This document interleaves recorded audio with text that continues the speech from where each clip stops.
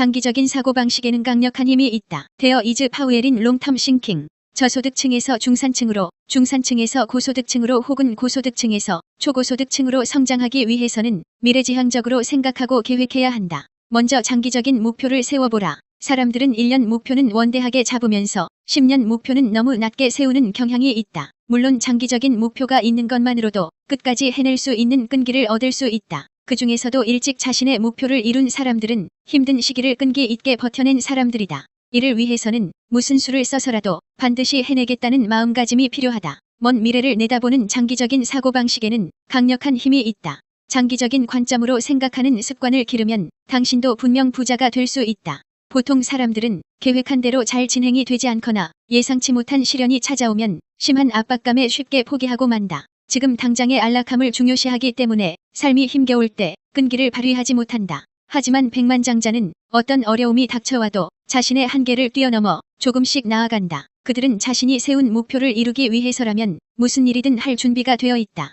장기적인 관점으로 생각하고 미래를 설계하기 때문에 완전한 경제적 자유를 얻을 때까지 포기하지 않고 계속 나아갈 수 있는 것이다. 백만장자의 특별한 질문 Q1. 앞서 말한 5부류의 사람 중 당신은 어디에 속하는가? Q2. 당신의 10년 목표는 무엇인가? Q3. 10년 후 당신이 어떤 모습일지 상상하며 지금 당장 해야 할 일을 생각해보자.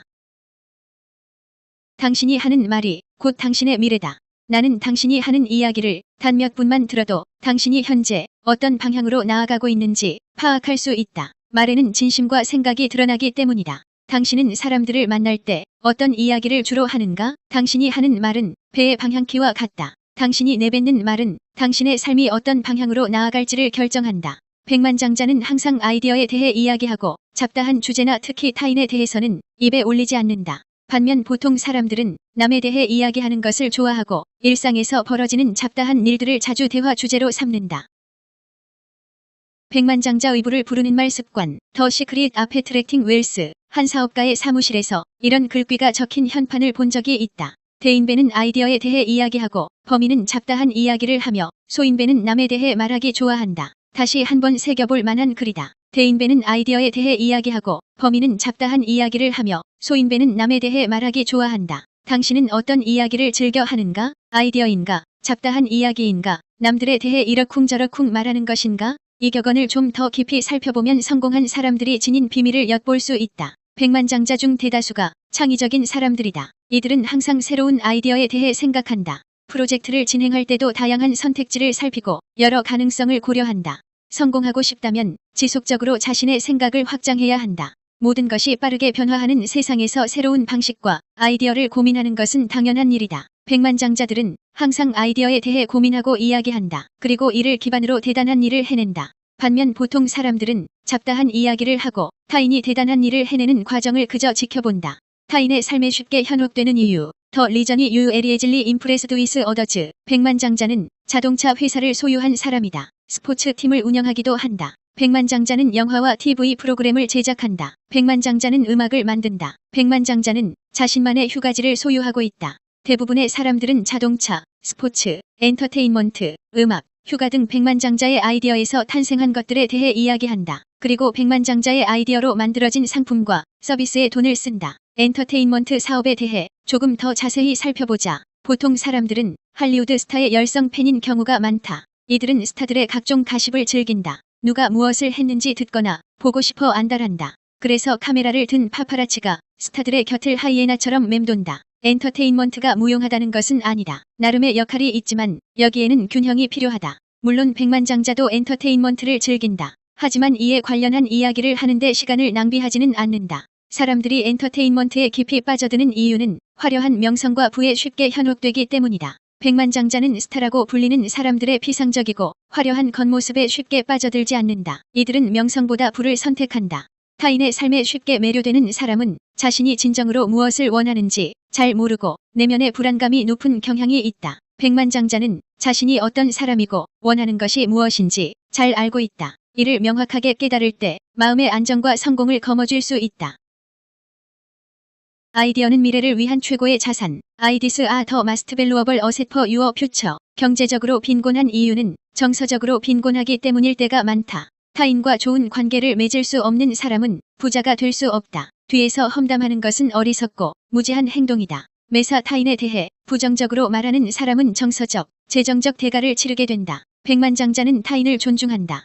상대방의 행동을 섣불리 의심하거나 비틀어보지 않고 있는 그대로 보려 애쓰며 각자 자신이 처한 상황에서 최선을 다했다고 믿는다. 누구나 다른 사람에게서 부족하고 싫은 점을 발견할 때가 있다. 하지만 그런 면만 본다면 상대의 진심을 제대로 보지 못할 수도 있다. 항상 사람들에게서 좋은 점을 찾아 칭찬하려고 노력해야 한다. 백만장자는 칭찬에 후하다. 이들은 타인을 긍정적으로 바라보고 높이 평가할 때 유익한 결과가 찾아온다는 것을 잘 알고 있다. 다름을 인정하지 않고 다른 사람을 비방하는 것은 현명하지 못한 행동이다. 부정적인 태도에 매몰되어 편협한 시각에 갇히기 때문이다. 남에 대한 험담에 휘말려서도 안 된다. 부정적인 태도나 말은 부정적인 기운과 에너지를 만들고 생각보다 당신 자신에게 훨씬 더 부정적인 영향을 끼친다. 비판을 멈추고 칭찬을 시작해야 한다. 기분이 한결 좋아질 뿐 아니라 당신을 향해 기회의 문이 하나둘씩 열리기 시작할 것이다. 누구나 칭찬받기를 원한다. 내가 먼저 타인의 좋은 점을 발견하려 애쓰고 칭찬하면 다른 사람들도 당신의 좋은 점을 발견하고 당신을 돕기 위해 적극적으로 나서는 모습을 보게 될 것이다. 백만장자는 다른 사람의 위대한 아이디어에 대해 이야기한다. 훌륭한 아이디어로 부를 창출한 사람들에 대해 이야기하고 그들에게서 무엇을 배울 수 있는지 논의한다. 나는 백만장자인 친구와 각자 다른 세미나에 참석한 후 서로의 노트를 교환한다. 우리의 사업적 관심 분야에 관해 새로운 정보나 아이디어를 접할 때면 늘 공유한다.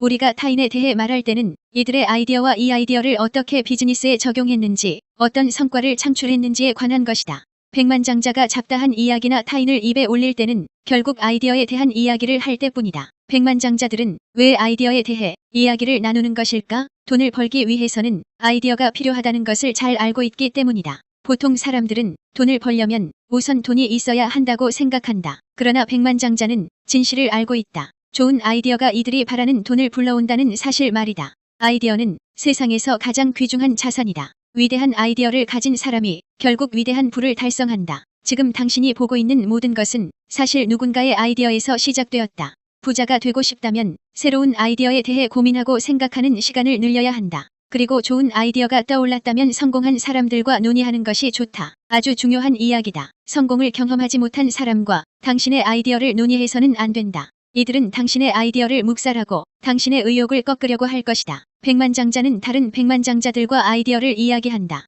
이들은 절대 편협한 사고방식을 지닌 사람들과 아이디어를 논의하지 않는다. 보통 사람들은 아이디어의 강력한 힘을 제대로 이해하지 못하기 때문에 좋은 아이디어가 떠올라도 발전시키지 못한다. 내가 하는 말이 곧 나의 미래다. Your words create your future. 매일 시간을 정해 당신이 꿈꾸는 것들을 구상하고 그리면 창의력이 높아진다. 의식적으로 꾸준히 상상력을 펼치다 보면 돈과 직결되는 아이디어가 끊임없이 샘솟는다. 백만장자에게 돈이 되는 무언가를 찾는 일은 그다지 어려운 일이 아니다. 도리어 수많은 아이디어 중 무엇을 골라 실행해야 할지가 고민이다. 잡다한 주제나 남에 대한 이야기를 늘어놓는 것보다 아이디어에 대해 더욱 많이 이야기할 수 있는 몇 가지 간단한 방법이 있다. 먼저 아이디어에 대해 이야기하려면 무의식적으로 자주 사용하는 부정적인 화법에서 벗어나야 한다. 불가능보다는 가능을, 할 수 없다보다 할 수 있다를, 해야만 한다보다 할 것이다를 써라. 백만장자는 긍정적인 단어를 사용한다. 긍정적인 태도가 모든 것을 해결한다는 의미가 아니다. 말은 힘이 세다. 일이 잘 풀리지 않는다는 지인들의 말을 잘 들어보면 능동적이기보다는 수동적인 어투를 많이 쓴다는 것을 깨닫게 될 것이다. 백만장자는 확신을 갖고 말한다.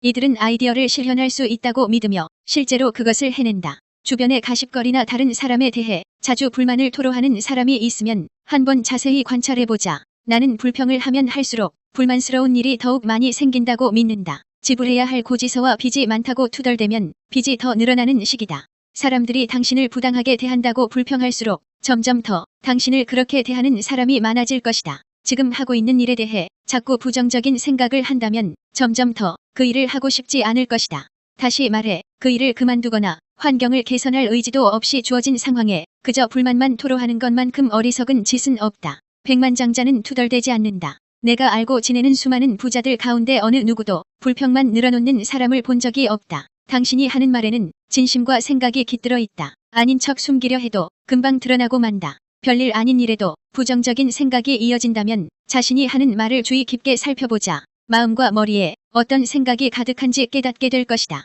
불만을 입에 달고 사는 사람들은 사실 자기 자신에게 저주를 퍼붓고 있는 것이다. 자기 자신에게 저주를 내리고 싶은 사람은 아무도 없을 것이다. 이제 불평은 그만두고 아주 작은 일에도 감사한 마음을 갖자. 감사하는 마음은 생각지도 못한 순간에 세상에서 가장 강력한 힘을 발휘한다. 소소한 일에도 감사하기 시작하면 감사할 일이 더 많이 생긴다. 감사한 아이디어들, 감사한 일들, 감사한 사람들에 대해 이야기한다면 점차 인생이 달라질 것이다. 긍정적이고 능동적인 말을 사용하라. 불편을 멈추고 무엇을 배울 수 있을지 찾아라. 불평하고 싶을 때면 삶이 내게 무엇을 가르치려 하는가 하고 자문해보길 바란다. 무언가 뜻대로 되지 않을 때, 힘든 일이 닥쳤을 때에도 그것에서 배울 점을 찾을 수 있다. 평탄하기만 한 인생은 없다. 자신의 한계에 직면한 순간 삶은 우리에게 새로운 관점에서 상황을 바라보라는 교훈을 전해준다. 이런 순간에 새로운 아이디어가 탄생하는 것이다. 다른 관점에서 인생을 바라보는 법을 터득하고 나면 당신이 대화 주제로 삼을 수 있는 흥미로운 아이디어가 떠오를 것이다.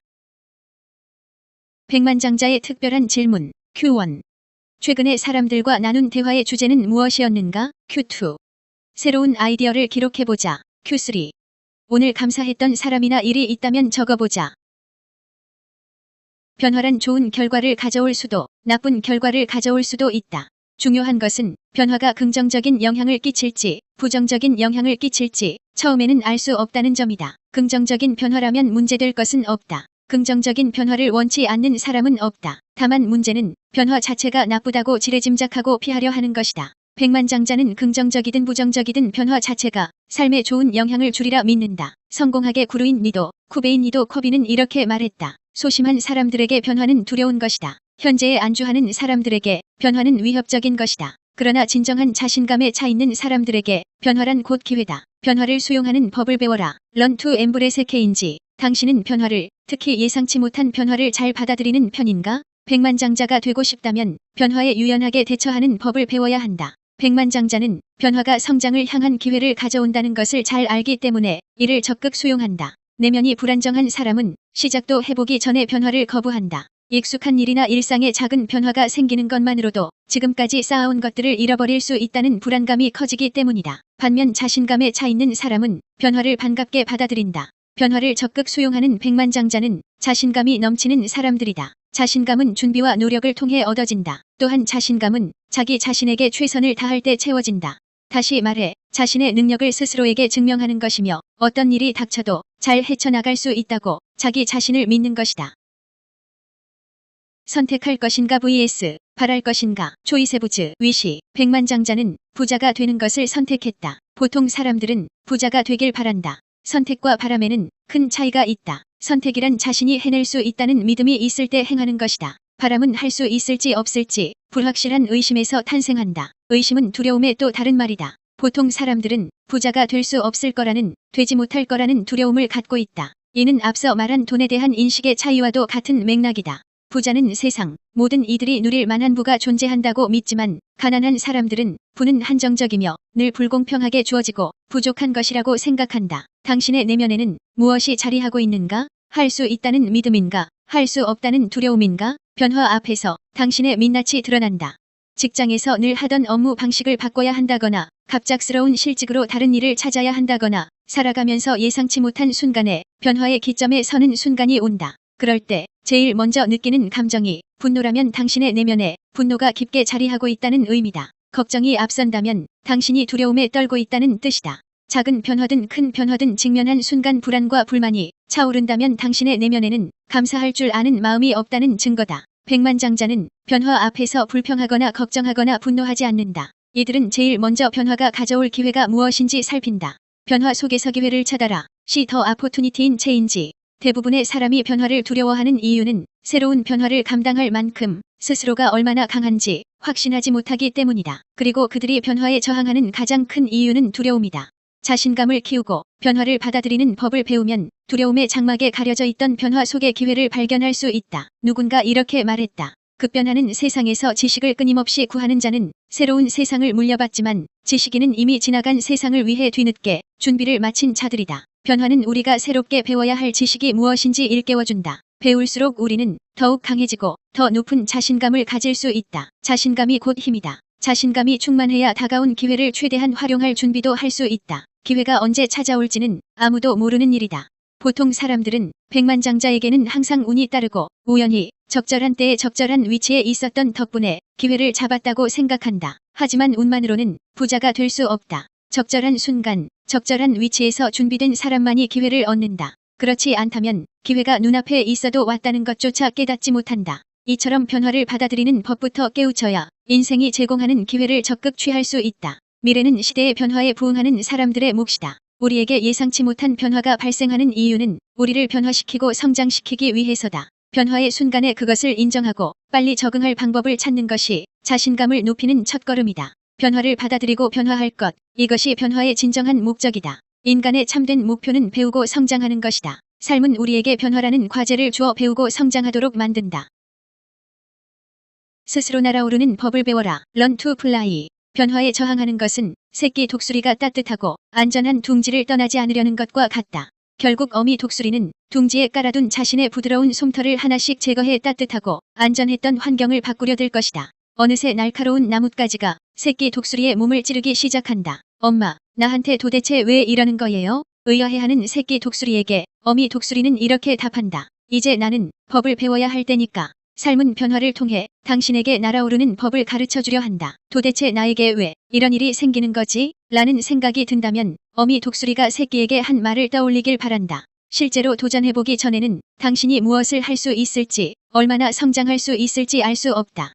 누군가에게 인생에서 가장 힘들었던 순간에 대해, 삶이 날카로운 변화구를 던졌던 순간에 대해 물어보길 바란다. 상대방은 아마 이렇게 답할 것이다. 내 인생에서 최고의 순간이었어. 누구나 인생에서 한 번쯤, 아니 여러 번 시련과 난관을 겪는다. 변화의 기점에 서 있던 과거의 경험을 되돌아보고 변화란 언제나 우리에게 유익했음을 깨닫길 바란다. 변화는 좋은 것이다. 변화가 닥쳤을 때 되도록 빨리 받아들여야 삶이 주고자 한 교훈 또한 빨리 얻을 수 있다. 교훈을 빨리 깨칠수록 당신이 새로이 갖춘 강인한 힘을 즐길 순간도 빨리 온다. 자신감이 높이 차오를 때 황홀한 기분에 빠진다. 더욱 성장하고 강인해진 기분을 당신도 마음껏 즐길 수 있길 바란다. 변화가 찾아왔을 때 두려움보다는 기꺼이 받아들여 스스로 나는 법을 배워야 한다. 백만장자의 특별한 질문 Q1. 당신은 변화를 잘 받아들이는 편인가? Q2. 지금까지 살아오면서 겪은 가장 큰 시련은 무엇인가? Q3. 그 일을 통해 달라진 점이 있는가? 대부분의 사람들은 매일 쫓기듯 살아간다. 늘 조금씩 아쉽지만 매달 일정하게 들어오는 월급과 반복되는 일상을 유지할 수 있음에 만족하며 새로운 도전이나 모험을 하지 않으려 한다. 위험을 감수하고 싶지 않기 때문이다. 하지만 반복되는 삶에서 벗어날 방법은 위험을 감수하는 것뿐이다. 반복되는 삶에서 벗어날 방법은 위험을 감수하는 것뿐이다. 당황하지 않기를. 인쇄 실수가 아니다. 동일한 문장을 2번 적은 것이 맞다. 내친 김에 한 번 더 강조하겠다. 지금 당장 갑갑한 삶에서 벗어날 방법은 위험을 감수하는 것뿐이다. 위험이 없는 삶은 기회가 없는 삶과 같다. 위험을 감수하라는 말은 아무런 준비 없이 무조건 뛰어들라는 뜻이 아니다. 백만장자는 미리 위험을 계산한다. 여기서 계산한다는 어떤 의미일까? 필요한 지식을 먼저 갖추고 실패의 가능성과 결과를 따져본 후 실행에 옮긴다는 뜻이다. 지식으로 두려움을 이겨내라. Use knowledge to overcome fear. 백만장자는 모험을 두려워하지 않는다. 이들이 강철 멘탈로 무장해 두려움을 전혀 느끼지 않는다는 의미가 아니다. 인간이라면 누구나 두려움을 느낀다. 그러나 두려움에 어떻게 대처하는지에 따라 전혀 다른 결과를 얻게 된다. 백만장자는 두려움을 극복하고 보통 사람들은 두려움에 굴복한다. 두려움을 극복하는 백만장자의 갑옷은 바로 지식이다. 지식으로 두려움을 이겨낸다. 지식은 빛이고 두려움은 어둠이다.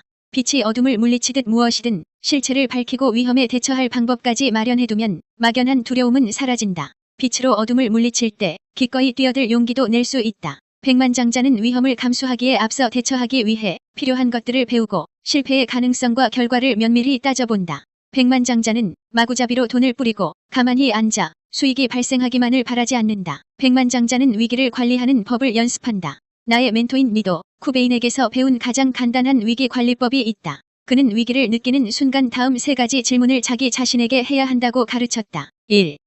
최선의 상황은 무엇인가? 2. 최악의 상황은 무엇인가? 3. 벌어질 확률이 가장 높은 상황은 무엇인가? 어떤 일을 시작하기 전 최악의 상황을 감당할 수 있고 벌어질 확률이 가장 높은 상황을 통해 목표에 가까이 도달할 수 있다면 마땅히 해야 한다. 그러나 최악의 상황을 감당할 자신이 없고 벌어질 확률이 가장 높은 일이 당신의 목표와 무관하다면 시도해선 안 된다. 위험을 감수해야 하는 순간이 왔을 때 위의 3가지 질문을 떠올리길 바란다. 나는 이 질문들을 통해 통찰력을 얻었고 현명한 선택을 내릴 수 있었다. 대부분의 사람이 성공에 가장 빠르게 도달할 수 있는 모험을 감행하지 않는 이유는 3가지 두려움 때문이다. 바로 실패에 대한 두려움, 거절에 대한 두려움, 잃는 것에 대한 두려움이다. 하지만 두려움의 실체와 원인을 제대로 알고 나면 충만한 자신감과 지식이라는 무기로 두려움을 손쉽게 물리칠 수 있다. 자, 이제 두려움과 마주할 준비가 되었는가? 실패에 대한 두려움, 더 피어 오브 페일로. 실패를 하느냐, 하지 않느냐는 중요하지 않다. 결국 빠르냐, 느리냐의 문제일 뿐. 결국 누구나 실패를 경험한다. 백만장자는 실패란 성공에 이르기 위한 과정임을 알고 있다. 이들은 실패를 두려워하지 않고 실패를 마땅히 받아들여 이를 통찰력을 얻는 기회로 삼는다. 사람들이 실패를 두려워하는 이유는 실패란 나쁜 것이라고 인식하기 때문이다. 반면 백만장자는 실패를 경험하는 것이 유익하다고 생각하며 배우고 성장하는 계기로 삼는다. 실패를 두려워하면 위험을 감수하지 않으려 한다. 위험은 실패의 가능성을 내포하고 있지만 그만큼 더 빠른 성장의 기회가 될 수 있다. 실패를 긍정적으로 여긴다면 더욱 과감하게 다양한 모험을 감행할 수 있다. 실패를 바라보는 관점과 실패에 반응하는 방식으로 당신이 얼마나 성공할 수 있을지가 결정된다. 우리는 실패를 통해 많은 것을 배울 수 있다. 실패의 경험은 우리가 무언가를 잘못했음을 알려주고 바로잡을 수 있는 기회를 제공한다. 그래서 백만장자는 실패를 통해 배우고 다시 도전한다. 하지만 대부분의 사람들은 실패를 경험하는 순간 더 이상 다시 시도해보려 하지 않는다. 이런 사람들이 흔히 하는 말이 있다. 전에 한번 해봤는데 다시는 안 할 생각이야. 보통 사람들은 실패를 겪은 후 포기해버리지만 백만장자는 실패를 발판으로 삼아 계속 나아간다. 성공하고 싶다면 실패를 거듭해도 계속 도전해야 한다. 거절에 대한 두려움, 더 피어 오브 리젝션. 보통 사람들은 자기 자신의 만족보다 타인에게 인정받는 것을 더 중요하게 생각한다. 누구나 남들에게 부정적인 평가를 받기보다는 인정받고 싶은 마음을 가지고 있다. 성공을 바라는 마음도 이와 같다. 자, 이제부터가 중요하다. 백만장자는 남들에게 인정받는 것보다 자신이 정한 목표를 이뤄내는 것을 더 중요하게 생각한다. 이를 위해서는 위험을 감수해야 하는데 여러 번 실패를 하다 보면 당신의 노력을 인정하지 않고 패배자라 여기는 사람들을 만나게 될 것이다. 재밌는 점은 당신이 성공했다 하더라도 여전히 당신을 인정하지 않는 사람들이 있을 것이라는 사실이다. 누군가 이런 말을 했다. 세상 사람들 중 3분의 1은 당신을 좋아할 것이고 3분의 1은 당신을 싫어할 것이며 나머지 3분의 1은 당신을 전혀 신경 쓰지 않는다. 백만장자는 모든 사람을 만족시킬 수 없다는 사실을 잘 알고 있다. 만약 남들에게서 긍정적인 평가를 받는데 집착한다면 과감하게 도전할 수 없을 것이다. 새로운 일을 시작하거나 기존과 다른 방식으로 일을 진행하고자 할 때는 그만큼 위험이 뒤따른다. 때론 매몰차게 거절을 당하고 주위의 부정적인 시선도 받기 마련이다. 하지만 타인의 부정적인 반응이 두려워 도전을 포기해서는 안 된다. 당신이 무엇을 하든 무조건적으로 당신을 싫어하는 사람들이 존재한다는 사실을 받아들이자. 가장 현명한 방법은 스스로 세운 목표를 위해 지금 당신이 해야 할 일에 집중하는 것이다. 잃는 것에 대한 두려움, 더 피어 오브 로스. 백만장자는 이기기 위해 게임을 한다. 보통 사람들은 지지 않기 위해 게임을 한다. 이는 실로 엄청난 차이다. 경기 내내 방어만 하는 미식축구팀을 상상할 수 있는가? 이 팀이 승리할 확률은 0에 수렴한다. 지는 것을 두려워한다면 돈에 관해서도 잃지 않기 위해 방어 태세만 취할 것이고 그렇게 되면 결코 경제적 자유를 얻지 못할 것이다. 잃지 않을 생각만 하는 사람들은 항상 이걸 했어야 했네, 저걸 했어야 했네 라는 말을 달고 산다. 무언가를 했어야 했다와 무언가를 했다에는 굉장한 차이가 있다. 백만장자는 무엇을 했다 고 말하기 위해 잃을 것을 각오하고 도전해서 결과를 얻는다.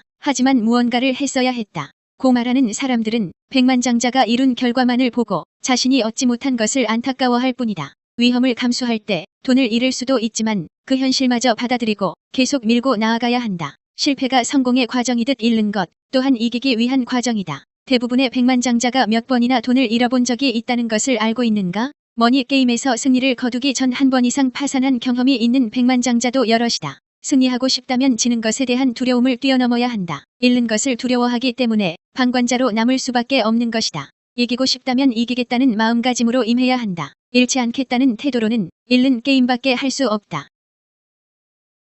죽음을 앞둔 사람처럼 살아라. 라이브 리키아우 워 다이잉. 많은 사람 앞에서 강연을 할 때면 죽음을 앞둔 사람처럼 삶의 임하기라는 주제를 포함시킨다. 이 주제에 대해 이야기하면서 나는 노인들을 대상으로 진행한 설문 결과를 청중에게 알려준다. 한 설문조사 기관에서 90세 이상 노인들에게 다시 한번 살아볼 기회가 주어진다면 어떻게 살고 싶습니까? 라고 질문했다. 가장 많이 나온 답변은 3가지였다. 과연 어떤 대답이 나왔을까? 그중 하나는 더욱 많은 모험을 해보고 싶다 였다고 한다. 이 답변이 무엇을 의미하는지 이해했는가? 삶의 마지막 순간에 이르면 했던 일보다 하지 못한 일에 대한 후회가 남기 마련이다. 위험을 감수하고 좀 더 모험을 해본다면 훗날 뼈저린 후회를 하지 않을 것이다. 죽음을 앞두고서야 그때 해볼 걸 할 일을 만들지 않길 바란다. 믿음을 갖고 두려움을 이겨내 기꺼이 도전해보라. 나머지 2가지 답변은 이렇다. 행복했던 기억을 더 많이 떠올리며 추억하고 힘들었던 시기를 되새기며 교훈을 얻고 싶다. 내가 죽은 뒤에도 유산으로 남을 일들을 더 많이 하고 싶다 였다.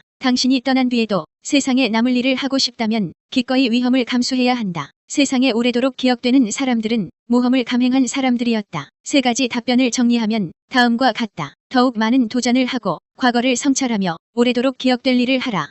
90이 넘은 사람들이 들려주는 조언에도 깨닫지 못한다면 당신은 어디에서도 깨달음을 얻을 수 없다. 다시 한번 말하지만 위험이 없는 삶은 기회가 없는 삶과 같다. 이 사실을 명심하길 바란다. 백만장자는 두려움을 느끼지 못하는 게 아니라 두려움을 극복하고 실행에 옮기는 사람이다. 현실에 안주하는 사람은 두려움에 굴복하고 후회하며 살아간다. 무언가를 했어야 했다. 가 아닌 무언가를 했다. 고 자신 있게 말할 수 있어야 한다. 필요한 지식을 갖추고 앞서 소개한 3가지 질문을 스스로에게 던져보고 위험을 계산하고 감수해야 한다. 백만장자의 특별한 질문 Q1. 당신이 도전하고 싶은 일은 무엇인가? Q2. 그 일에 도전하는데 방해가 될 두려움은 무엇인가? Q3. 내가 했던 도전 중 오래도록 기억될 일은 무엇인가? 성공한 사람의 집을 소개한 잡지나 기사를 보면 공통점을 하나 발견할 수 있다. 그들의 집에는 잘 꾸며진 큰 서재가 있다는 것이다. 백만장자는 왜 서재를 채우고 꾸미는데 많은 돈을 투자하는 것일까? 내가 아는 대부분의 백만장자들은 책을 일주일에 한 권씩 읽는다. 그들은 좋은 책을 발견하거나 도움이 되었던 오디오북이 있으면 서로 추천해준다. 내 친구 중 한 명은 성공학을 배우는데 $500,000나 썼다. 나도 성공에 대해 배우고 연구하는데 $100,000를 들였다. 이 말에 당신은 그렇게 큰 돈을 들여야만 배울 수 있느냐고 반문하거나 돈 버는 법을 배우기 위해 그 정도로 지출할 수는 없다고 생각할 수도 있다. 내 친구들도 나도 이렇게 큰 돈을 한 번에 쓴 것은 아니다. 점차 수입을 늘려가며 지식에 대한 투자를 계속한 것뿐이다. 소득의 일정 부분을 경제 공부에 투자하지 않으면 부자가 될 수 없다. 경제 공부에 투자할수록 수입 또한 늘어난다. 책을 통해 꾸준히 지식을 쌓아라. 빌드 어표 누얼제비 레딩 북스. 우선 책으로 시작하길 바란다. 가장 경제적으로 가장 빨리 지식을 쌓을 수 있는 방법이다. 내가 분명히 말할 수 있는 것은 백만장자는 끊임없이 독서를 한다는 점이다. 책 속에 담긴 유용하고 방대한 지식을 생각하면 책값은 결코 비싸지 않다. 저자가 몇 년에 걸쳐 익히고 개발한 노하우를 단 몇 시간의 독서만으로도 배울 수 있다는 것을 아는가? 그 어느 때보다 빠르게 백만장자가 되는 사람들이 늘고 있다. 몇 년의 경험이 농축된 책을 읽으며 본인의 시간을 절대적으로 아낀 사람들이다. 내가 $20에 구매해 읽은 책들에서 얻은 통찰력과 경험치는 $20,000의 가치를 넘어섰다. 책 외에도 백만장자는 자신이 배워야 하는 분야의 전문가에게 조언을 구하기 위해 돈을 지출한다. 무료 정보를 찾아다니는 것도 나쁘지 않다. 다만 무료 정보가 때론 가장 값비싼 조언이 되기도 한다. 이런 경우는 유용한 정보만 잘 걸러낼 필요가 있다. 무료 정보를 제공하는 사람들은 보통 자신이 전문가라고 하지만 실제로는 실전 경험이 부족하거나 없는 경우가 많다. 그래서 백만장자는 무료로 제공하는 정보나 조언이 그다지 가치 있다고 생각하지 않는다. 백만장자는 실전 경험이 있고 가급적이면 여전히 그 일을 하고 있는 사람들에게 배운다. 여기서부터 경제 공부에 드는 비용이 높아진다. 내가 성공학에 관련해 구매한 책값만 해도 어림잡아 $20,000가량 될 것이다. 퍼스널 코칭과 멘토링에 들인 투자는 이보다 5배 정도 많다. 내가 지출한 돈이 아니라 투자라고 적었다는 것을 상기하길 바란다. 실전 경험이 있는 전문가가 전해주는 지식에는 가치를 매길 수 없다. 저명한 코치나 멘토는 자신의 서비스에 대한 가격을 책정하지만 백만장자는 이 비용을 투자로 본다. 나는 누구에게나 코치가 필요하다고 생각한다. 왜 아니겠는가? 위대한 업적을 달성한 운동선수들 모두 훌륭한 코치를 두었다. 마찬가지로 위대한 부를 달성하고 싶다면 그만한 코치의 도움을 받아야 하지 않겠는가? 경제 공부에 아낌없이 투자하라. Invest in your financial education. 나는 주말 동안 진행되는 부를 쌓는 방법에 대한 세미나에 참가하는데 $12,500를 썼다. 그곳에서 만난 백만장자는 세미나를 통해 얻은 지식을 자신의 사업에 적용하면 $10,000의 추가 이익을 창출할 수 있을 거라고 했다. 기존 수익 대비 $10,000를 더 벌기 위해 $12,500를 투자할 만한 가치가 있을까? 물론 그만큼의 가치가 있고도 남는다. 보통 사람들의 경우 처음부터 이렇게 큰 규모의 투자를 감행해 세미나에 참석하는 것은 쉬운 일이 아니다. 그러나 책 속에 담긴 지식을 활용해 $20,000를 벌 수 있다면 $20짜리 책을 구매하는 것은 충분히 가능하다. 백만장자는 목표를 달성한 사람들에게 투자해 지식을 얻는다. 내가 처음 부동산 투자를 시작할 당시 $25짜리 오디오북을 구매해 필요한 지식과 실행할 용기를 얻었다. 이후 TV 광고를 보고 $200짜리 부동산 정보 프로그램을 구매했다. 이를 통해 축적한 지식을 적용해 이듬해 $100,000가량을 벌었다. $4,000를 내고 1년짜리 프로그램에 투자한 나는 그 다음 해에는 $200,000를 벌었다. 지식에 투자할수록 더 큰 수입을 얻을 수 있다는 것을 강조하고자 한 예시이기 때문에 자세한 과정은 언급하지 않겠다. 지혜는 지식을 적용하는 능력이다. 대부분의 사람들이 매년 비슷한 소득을 유지하는 이유는 이들의 지식이 항상 비슷한 수준에 머물러 있기 때문이다. 그 이유 중 하나는 배움이란 학교를 나서며 끝나는 것이라고 생각하기 때문이다. 백만장자는 자신이 처한 환경에서 끊임없이 배울 점을 찾아 학습한다. 백만장자가 자주 하는 질문은 내가 여기서 무엇을 배울 수 있는가? 이다. 반대로 보통 사람들은 왜 내게는 항상 이런 일이 벌어지는 거야? 하며 한탄한다. 삶이 전해주는 가르침을 제대로 받아들이지 못해서 계속 같은 상황에 처하는 것이다. 어떤 목사는 이렇게 말했다. 우리는 신이 내린 시험에서 낙제한 적이 한 번도 없습니다. 다만 통과할 때까지 계속 같은 시험을 치르는 것뿐입니다. 맞는 말이다. 왜 나에게 항상 이런 일이 벌어지는 거야? 라는 질문은 다시 말하면 같은 상황이 반복되고 있다는 뜻이다. 당신에게 나쁜 일이 반복되는 이유는 당신의 지식이 제자리에 머물러 있기 때문이다. 백만장자가 되고 싶고 그 삶을 유지하고 싶다면 끊임없이 배우고 성장해야 한다. 백만장자가 된 후에도 배움은 멈추지 않아야 한다. 배움을 멈춘다면 얼마 지나지 않아 백만장자의 삶에서 멀어질 것이다. 좋아하는 일을 하면서 돈을 버는 방법. How to make money by doing what you love. 백만장자는 개인의 성장에 주력한다. 더 많이 갖기 위해서는 더 나은 사람이 되어야 한다고 믿는다. 이들은 성장이 인생의 진정한 목표라고 생각한다. 성장은 단기간에 이루어지지 않는다. 인내심을 갖고 지식을 쌓아나가야 성장할 수 있다. 지식이란 씨앗을 뿌리는 것이고 이 씨앗이 과실을 맺기까지 시간이 필요하다. 책을 읽을 때마다 내면에 새로운 씨앗을 뿌리는 것이라고 혹은 이미 씨앗을 뿌린 땅에 물을 주는 것이라고 생각하면 어떨까? 백만장자는 자산을 늘리는 법뿐만 아니라 훌륭한 인간관계를 쌓는 법에 관한 책을 읽는다. 또한 이들은 정신력에 대한 책과 타인의 성공과 실패에 대한 글을 읽는다. 백만장자는 돈을 버는 것뿐 아니라 성공적인 삶을 살기 위해 매사 진지한 학생의 태도로 임한다. 삶에서 더욱 많은 것을 성취하기 위해 새로운 사고방식과 실천법을 끊임없이 갈구한다. 백만장자와 보통 사람의 가장 큰 차이는 백만장자는 자신이 즐겁게 할 수 있는 일에 주력한다는 것이다. 이들은 자신에게 영감을 주는 주제에 대해 배움을 멈추지 않는다. 백만장자가 삶의 모든 측면에 대해 공부하는 이유는 삶을 사랑하기 때문이다. 사람들은 부자들이 돈만 좋아한다고 생각한다. 내 경험상 완전히 틀린 말이다. 경제적인 성공을 이룬 사람들은 자신의 부를 이용해 가족과 타인에게 무언가 해주는 것을 좋아하는 사람들이다. 욕심 많고 돈을 잃는 것을 두려워하는 백만장자는 진정으로 성공했다 볼 수 없다. 진정한 성공이란 마음의 평안과 내면의 만족감을 느낄 때 찾아온다. 성공학을 배우고 돈을 버는 방법을 공부하되 자신의 목표를 좇으면서도 현재에 만족하는 법 또한 배우기 위해 노력해야 한다. 다시 말하지만 백만장자는 자신의 삶을 사랑하는 사람들이다. 그들은 돈을 버는 것도 좋아하지만 자신의 삶 그 자체보다 돈을 우선시하지 않는다. 가족이나 당신 자신보다 돈을 좋아한다면 이미 돈의 교묘한 속임수에 넘어간 것이고 결코 진정한 성공을 누리지 못할 것이다. 인생의 우선순위를 정하라. Prioritize according to importance. 현실에 만족하지 못하고 계속 더 많은 것을 바라기만 하는 사람들이 있다.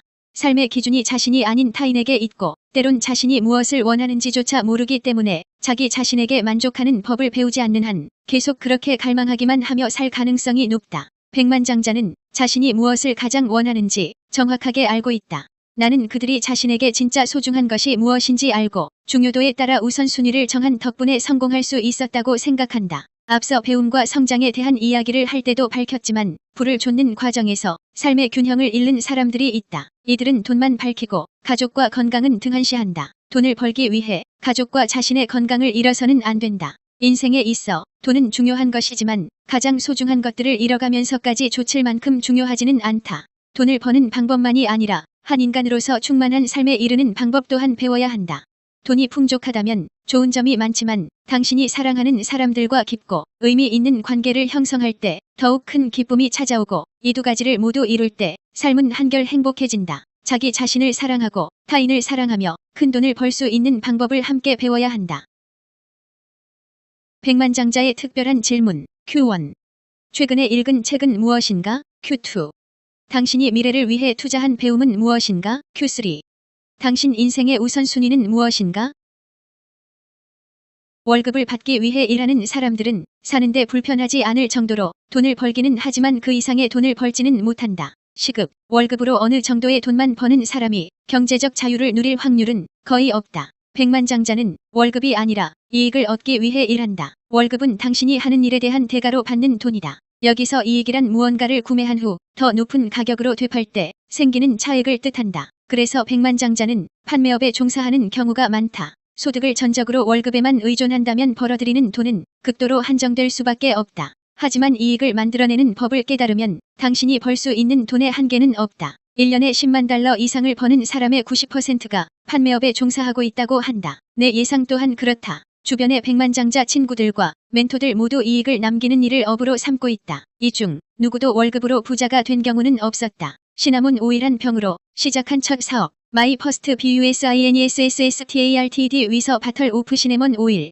초등학교에 다닐 때 나는 시나몬 향이 나는 이쑤시개를 친구들에게 팔았다. 내 생애 첫 사업이었다. 동네 약국에서 시나몬 오일을 사서 매일 저녁 이쑤시개를 오일에 담가두었다가 다음날 학교에 가져가 팔았다. 오일 한 병으로 약 2주간 이쑤시개를 만들어 팔 수 있었다. 오일 한 병에 10달러가 채 안 되었는데 2주간 20달러 정도의 이익을 남겼던 것 같다. 초등학생이 처음 벌어들인 수입치고는 나쁘지 않았다. 중학생이 되자 부모님은 점심값으로 매일 3달러씩 주셨다. 등굣길에 마트에 들러 한 개에 10센트인 길쭉한 껌 30개를 구매한 후 학교에 가서 아이들에게 개당 25센트에 팔았다. 한번 계산해보길 바란다. 점심값 3달러를 미천으로 오전 시간 동안 7달러 50센트를 벌고 점심으로 1달러짜리 밀크쉐이크를 사 먹은 후 6달러 50센트를 남겨 집에 돌아왔다. 고등학교에 진학해서는 사회 분위기상 일자리를 찾기 시작했다. 누구나 의뢰 그렇게 하던 때였다. 이후 10년가량 급여를 받는 생활을 했고 그 기간 동안 단 한 번도 내가 벌어들이는 소득에 만족한 적이 없었다. 급여에서 세금으로 빠져나가는 금액을 보면 한숨부터 나왔다.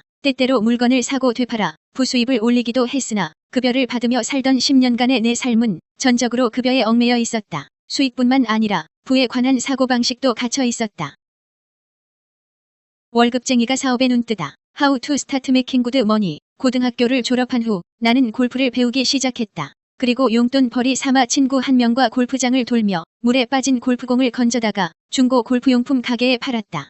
우리는 두어 시간 만에 무려 수백 개의 공을 주었고 이 짧은 노동의 대가로 각각 40에서 50달러를 벌었다. 당시 시급 5달러를 받으며 일했던 내게는 굉장히 큰 돈이었다. 요즘은 물에서 건져낸 중고 골프공을 월마트에서 구매할 수 있다. 그때 나는 100만 달러 가치의 사업 아이디어를 갖고 있었지만 미처 깨닫지 못했던 것이다. 2년 동안 셀 수 없이 많은 골프공을 판매하며 수천 달러를 벌었다. 당시에는 급여를 받는 일도 계속하고 있었다. 중산층의 사고방식에 젖어 있던 나는 그게 옳다고 여겼다. 우리 집안은 중산층에서도 하위에 속해 있었다. 아버지는 동네 소규모 정비소에 자동차 부품을 팔았고 1년에 2만 5천 달러도 벌지 못했다. 나는 아버지에게 얼마 안 되는 내 급여에 대해 불만을 토로했다. 아버지는 내게 인근 지역에서 자동차 부품을 매매하는 일을 해보면 어떠냐고 제안했다. 당시 내가 하던 일보다 품도 덜 들고 돈도 더 벌 수 있다면서 말이다. 자동차 부품 관련 일을 좋아하지 않았던 나는 아버지의 조언을 따르지 않았다. 여러 일을 전전하던 나는 골프장에서 카트 직원으로 취직했다. 여러모로 완벽한 일이었다. 시급 5달러의 팁도 받았고 저녁마다 카트가 회수되기 전까지 골프공을 주울 시간도 확보할 수 있었다. 중고 골프공을 판매해서 버는 수익 외에도 평균적으로 1시간에 8달러 정도를 벌었다. 골프장에서 일했던 2년 동안 골프 실력도 크게 향상되었다. 80타 이내를 치는 실력이 되고 나서 프로 골퍼가 되기로 결심했다. 나는 컨트리 클럽 내 프로 선수가 운영하는 골프용품 매장의 견습생으로 취직했다. 시급은 8달러였지만 팁을 받거나 골프공을 주어 팔 수 없었으므로 소득은 전과 비슷한 수준이었다. 하지만 크게 신경 쓰지 않았다. 프로 골퍼가 되어 큰 돈을 만지게 될 거라고 생각했기 때문이다. 프로 골퍼가 되기 위해 PGA 시험을 두어 차례 쳤지만 80타의 벽을 깨지 못했다. 긴장감을 이겨내지 못한 탓이었다. 나는 클럽 프로가 되는 것으로 목표를 수정했다. 당시 LPGA 코스에서 일하고 있던 나는 한 클럽 프로에게 얼마나 경력을 쌓으면 괜찮은 수입을 벌 수 있는지 물었다. 그런데 그의 대답은 내 희망을 산산이 부수었다. 키스, 솔직하게 말할게. 경력을 더 쌓아야 할 거야.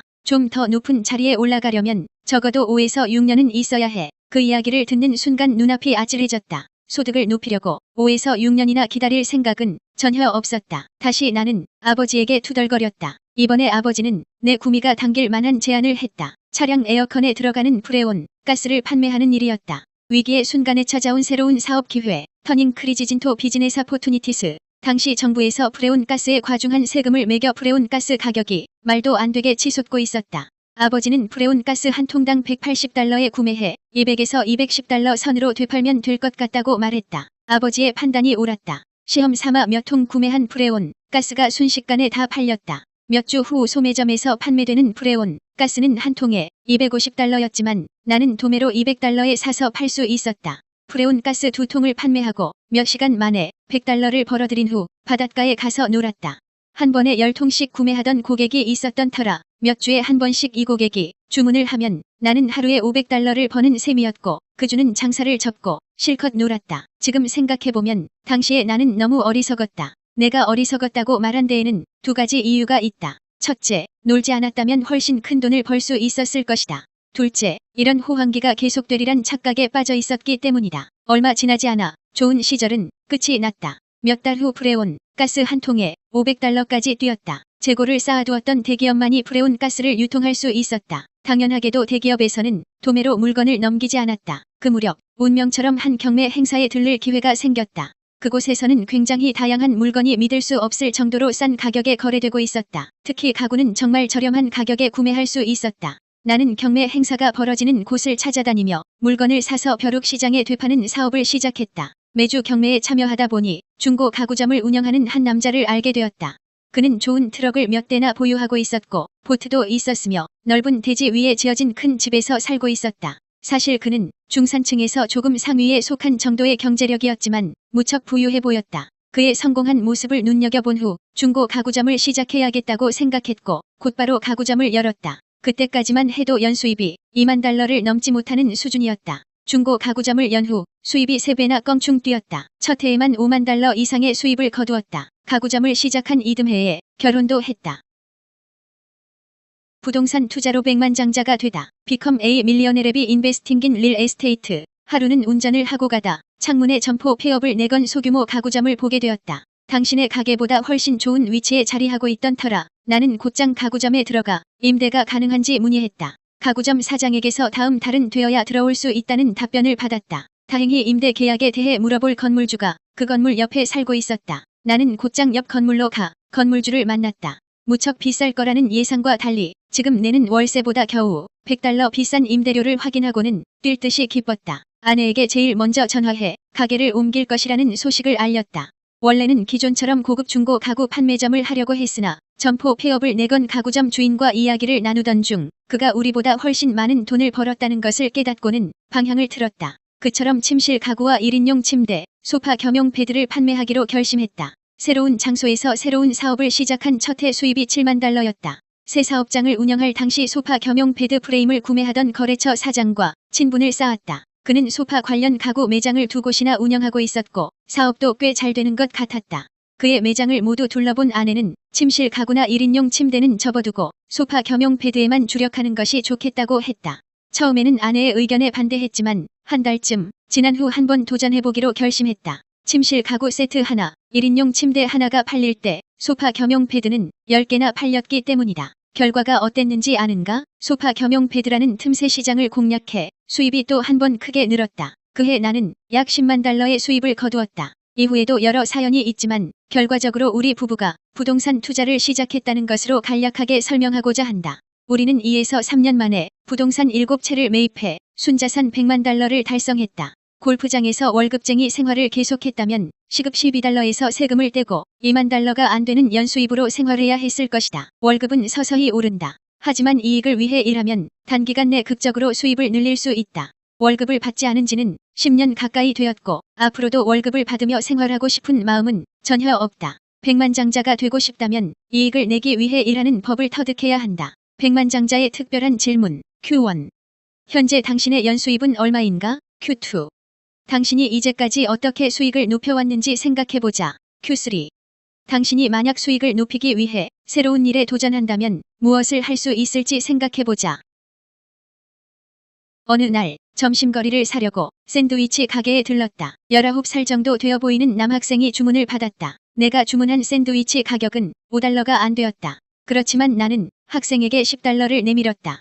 학생이 내게 $5짜리 지폐 한 장과 동전 몇 개를 거슬러 주었을 때 나는 동전만 받고 $5는 다시 학생에게 건넸다. 팁입니다. 내가 말했다. 잠시 당황스러운 표정을 짓던 학생은 내게 물었다. 진짜요? 네. 세상에나. 나의 대답에 그가 크게 소리쳤다. 도무지 믿기 어려운 모양이었다. 겨우 $5짜리 지폐에 그가 보인 반응은 상당히 놀라웠다.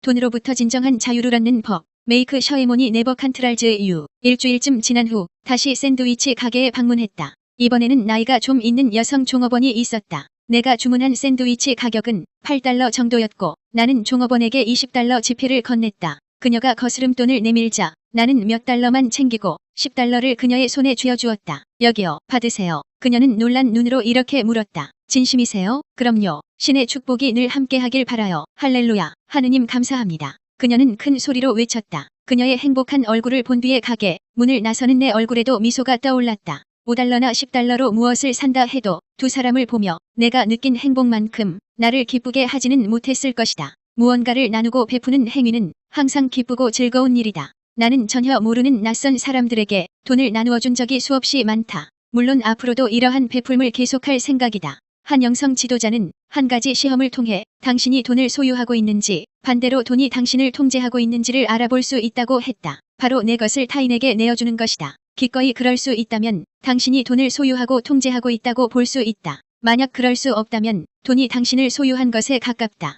작은 베풀미 상대방을 변화시킨다. Your small act of generosity can change someone's life. 트럭을 몰고 시내에 나간 어느 날이었다. 밤 9시쯤이었는데 비가 온 탓에 날씨가 제법 쌀쌀했다. 그때 길가를 걷고 있는 한 여성을 지나쳤다. 낯선 사람을 차에 태운 적이 없었지만 그날따라 차가운 비를 맞으며 걷고 있는 여성이 안쓰러워 보였다. 트럭을 돌려 여성에게 차를 타겠냐고 물었다. 그녀는 고개를 끄덕이며 보조석에 앉았다. 어디서 내려주면 되겠냐고 묻자 그녀가 목적지를 알려주었다. 다시 트럭이 달리기 시작했고 몇 초간 정적이 흘렀다. 갑자기 그녀가 이렇게 물었다. 만져드릴까요? 나는 매춘부를 차에 태운 것이었다. 잠시 당황했지만 크게 웃으며 말했다. 아니요, 만지면 안 되죠. 경찰인가요? 놀란 듯 그녀는 내게 물었다. 나는 다시금 웃어 보이고는 답했다. 아니요, 경찰은 아닙니다. 그러면 왜 못 만지게 하는 거죠? 그녀에게 결혼 반지를 보여주며 말했다. 행복한 가정이 있으니까요. 그녀는 진심으로 내게 사과했다. 나는 그녀에게 물었다. 혹시 제가 돈을 얼마라도 드리면 오늘 밤은 길거리에서 헤매고 다니지 않아도 됩니까? 그럼요. 당연하죠. 그녀는 즉시 답했다. 어쩌다가 돈을 벌기 위해 매춘까지 하게 되었느냐고 물었다. 그녀는 무거운 목소리로 답했다. 아이가 둘인데 먹을 것을 사야 하거든요. 지금은 친정 엄마가 애들을 봐주고 계세요. 그녀의 대답에서 진심이 느껴졌다. 나는 마트에 가서 필요한 것을 고르면 내가 대신 결제해주겠노라 말했다. 잠시 머뭇거리던 그녀는 고개를 끄덕였다. 마트에 도착하자 그녀는 편히 물건을 고르지 못했다. 우유와 빵 2개만 겨우 카트에 넣었다. 다른 거 더 필요한 건 없어요? 내 질문에 우물쭈물하는 여성을 향해 다시 물었다. 피넛버터와 젤리, 시리얼은 어때요? 그녀는 고개를 끄덕였다. 나는 쿠키와 몇 가지 음식을 더 담았다. 모두 다 해 $40 조금 넘게 나왔다. 주차장에 올 때까지 그녀는 내게 몇 번이나 감사 인사를 전했다. 다시 트럭에 탄 후 어디에 사는지 물었다. 그녀는 처음 그녀를 태웠던 도로에서 약 5km 떨어진 트레일러촌에 살고 있었다. 그녀가 사는 트레일러에 다다르자 한 나이 든 여성이 현관 앞에 앉아 있는 것이 보였다. 내 차에 타고 있던 여성은 트럭에서 내리며 소리쳤다. 엄마, 여기 이분이 먹을 것을 사주셨어. 애들이 아침에 우유를 마실 수 있다고요. 그러고는 이렇게 덧붙였다. 아, 그리고 이분은 아내를 무척 사랑하신대요. 여성의 어머니가 현관에서 일어나 트럭으로 몇 걸음 다가오더니 내게 물었다. 천사이신가요? 뭐, 그럴지도요. 나는 미소를 지으며 이렇게 답했다. 젊은 여성은 음식이 가득 담긴 봉투를 어머니에게 건네고는 내게 몇 번이나 고맙다고 말했다. 트레일러로 들어가려는 여성에게 내가 외쳤다. 잠깐만요. 잠시 이쪽으로 드릴 게 있어요. 내게 다가온 그녀에게 $100를 내밀었다. 그녀는 무슨 상황인지 의아해했다. 나중에 필요할 때 이 돈으로 먹을 것을 사세요. 좋은 밤 보내요. 그녀는 또 한 번 감사 인사를 했다. 나는 트럭으로 돌아와 집으로 향했다. 주변을 둘러보면 매일 누군가에게 무언가를 베풀 기회가 있다. 물론 돈이 아니어도 된다. 상황에 따라 도움이 될 수 있는 것이라면 뭐든지 좋다. 베푸는 삶만큼 우리를 행복하게 하는 것은 없다. 인색한 태도는 삶을 불행으로 이끈다. 내가 한 일이 그녀의 문제를 장기적으로 해결하는 데는 도움이 되지 않았겠지만 그날 저녁 집에 돌아간 후 그녀가 어떤 결심을 하거나 삶의 방향이 달라졌을지는 아무도 모르는 일이다. 내가 성공하게 대한 책을 쓰고 세미나를 개최하는 이유 중 하나는 사람들이 장기적인 발전을 하는 데 필요한 지식을 전달하기 위해서다. 실제로 장기적인 변화를 이끌어낼지 확신할 수 없지만 일단 필요한 지식을 갖춘 후 이들이 마음만 먹는다면 가능한 일이다. 사람이 변화하는 데는 큰 결심이 필요한데 그 동기가 때로는 주위 사람의 응원과 따뜻한 마음, 진실한 도움이 될 수 있다고 나는 믿는다. 거기에 필요한 지식이 갖춰져 있다면 작은 동기부여로도 사람은 변화할 수 있는 것이다. 뿌린 대로 거둔다. 유 리프와트 유소우 헬리팩스강 옆 공원에 트럭을 세워두었을 때였다. 차 안에서 아버지와 가구점을 한 곳 더 오픈하는 것에 대해 상의하고 있었다. 아버지와 여러 대안을 논의하던 중 건너편 낡은 차에 한 젊은 남성이 앉아있는 모습이 보였다. 허공을 응시하며 깊은 생각에 빠져있는 듯했다. 순간 그에게 $100를 건네야겠다는 충동이 강하게 일었다. 나는 아버지와 대화를 마친 뒤 트럭에서 내려 그의 차로 다가갔다. 열린 창문 사이로 그를 향해 말했다. 저기요. 그는 놀란 표정으로 나를 올려다봤다. 그가 무슨 말을 하기 전에 내가 먼저 입을 떼었다. 이걸 전해드리고 싶어서요. 신의 가호가 함께하길 빈다는 말도 하고 싶었어요. 그는 $100짜리 지폐를 바라보고는 천천히 손을 내밀어 가져간 후 아무 이야기도 하지 않았다. 말문이 막힌 듯 보였다. 어색해진 나는 다시 말했다. 신의 가호가 함께하길. 잠시만요. 그는 한 걸음 물러나는 나를 불러 세웠다. 차로 다시 다가가자 그는 이렇게 말했다. 저는 책을 읽던 중이었어요. 손에 들린 책이 그제야 보였다. 그는 제목이 보이게끔 내 쪽으로 책을 돌렸다. 신의 창조적인 힘 더 크리에이티브 파워 오브 갓이라는 제목의 작은 책이었다. 나는 미소를 지으며 다시 그에게 말했다. 신의 가호가 있길 바라요. 별다른 대꾸가 없는 그를 뒤로하고 트럭으로 돌아와 그곳을 떠났다. 이번에도 물론 내가 그의 문제를 해결했다고는 할 수 없다. 하지만 당시 그가 어떤 생각을 하고 있었을지는 아무도 모른다. 어쩌면 신께 기도를 올리던 중이었고 내가 건넨 $100가 그에게는 신의 계시처럼 느껴졌을 수도 있다. 내 경험담을 통해 들려주고 싶은 메시지는 하나다. 타인에게 베풀어야 한다는 것이다. 모든 백만장자가 베푸는 삶을 실천하는 것은 아니지만 행복한 백만장자들은 그렇다. 대부분의 백만장자는 뿌린 대로 거둔다는 신념을 지니고 산다. 이들은 돈을 씨앗으로 여긴다. 백만장자는 타인에게 무언가를 베풀 때 자신이 더 큰 복을 받게 되리라는 것을 알고 있다. 이들은 그저 잘 베풀 뿐 아니라 타인의 베품도 잘 받아들인다. 그간 베풀어온 만큼 자신도 타인의 도움을 받을 자격이 있다고 여긴다. 내 경험에 비춰보면 사람들은 남들에게서 무언가를 받는 것을 상당히 어려워한다. 아마도 스스로 그럴 만한 자격이 없다고 여기는 것 같다. 베풀어 본 적이 없으니 그렇게 생각하는 것이 당연하다. 베푸는 사람이 더 행복하다. 이익 비네피츠 더 기버레스 머치 에즈 메이비 이븐 모레센 더 리시버 아내와 나는 노스캐롤라이나주의 샬럿에서 열리는 컨퍼런스에 참석했다. 미팅이 끝나고 밤 11시 30분쯤 되었을 무렵 배가 무척 고팠다. 차를 타고 번화가의 쇼핑몰을 지나던 중 피자 가게를 발견했다. 우리는 피자를 주문하고 주차장으로 돌아와 피자가 나오길 기다리고 있었다. 나는 차 옆에 서 있었고 아내는 문을 열어둔 채 차 안에 앉아 함께 음악을 들었다. 그때 10살에서 15살 정도의 남자 아이들 8명이 쇼핑몰 앞을 지나고 있었다. 나는 본능적으로 이 아이들이 우리에게 시비를 걸어올 것 같다는 느낌을 받았다. 속으로 잠깐 신의 가호가 있길 기도했다. 아이들이 우리 차 근처를 지날 때쯤 가장 어려 보이는 아이가 보도를 벗어나 내 쪽으로 다가왔다. 가장 큰 아이가 어린 소년의 팔을 잡더니 하지마 그만둬 하고 말렸다. 남자 아이들은 그대로 쭉 걸어가 쇼핑몰 뒤편 골목으로 사라졌다. 아내는 아이들을 보긴 했지만 위협은 전혀 감지하지 못한 듯 보였다. 아까 그 아이들에게 피자를 사주면 어떻겠냐고 아내에게 물었다. 아내는 웃으며 그렇게 하자고 답했다. 쇼핑몰 뒤편으로 가니 약 18m 떨어진 곳에 아이들이 보였다. 내게 시비를 걸려 했던 가장 어려 보이는 아이가 나를 발견하고 이렇게 말했다. 저기 좀 봐. 그런 후 바지에서 총을 꺼내 내 얼굴을 향해 곧장 겨누었다. 가장 나이가 많아 보이는 아이가 아까처럼 그 아이를 말린 후 총을 빼앗았다. 그러더니 나를 향해 물었다. 아저씨, 뭐예요? 너희들이 괜찮다면 피자를 사주고 싶어서. 약간 겁이 났지만 나는 이렇게 말했다. 큰 아이가 내게 물었다. 진짜예요? 그럼 왜 우리한테 피자를 사주고 싶은데요? 아이가 물었다. 나는 이렇게 말했다. 그냥 너희한테 뭔가를 해주고 싶어서 피자 먹을래? 큰 아이가 좋아요. 하고 답하자 아이들이 모두 내 쪽으로 다가왔다. 어떤 피자를 원하는지 묻고는 가게로 들어가 주문을 했다. 내가 가게에서 피자를 주문하는 동안 아이들은 아내에게 가서 내가 경찰인지 자신들을 잡아넣으려는 수작인지 물었다. 아내는 그런 게 아니라고 답했다. 그러자 아이들은 그럼 왜 피자를 사주는지 물었고 아내는 우리가 베푸는 것을 좋아하는 것뿐이라고 설명했다. 가게 밖으로 나와 피자를 기다리며 아이들에게 꿈이나 장래 희망을 물었다. 미래에 대한 별다른 계획이 없어 보였다. 아이들은 속을 터놓기 싫은지 말을 아꼈지만 피자가 나오자 감사 인사를 했다. 나는 아이들에게 좋은 일이 생길 거라고 믿는 것이 중요하다는 이야기를 한 후 헤어졌다. 베풀면 이 세상에 친절함과 사랑이 있다는 것을 많은 사람들에게 알리는 행위다. 도움을 받는 사람만큼 어쩌면 도움을 받는 사람보다 베푸는 사람에게 훨씬 더 유익한 결과를 가져온다. 백만장자의 특별한 질문 Q1. 지금까지 살아오면서 도움을 받은 적이 있는가? Q2. 최근에 누군가에게 베푼 적이 있는가? 그때 기분은 어땠는가? Q3. 누군가에게 베풀기 위해 지금 할 수 있는 일은 무엇인가?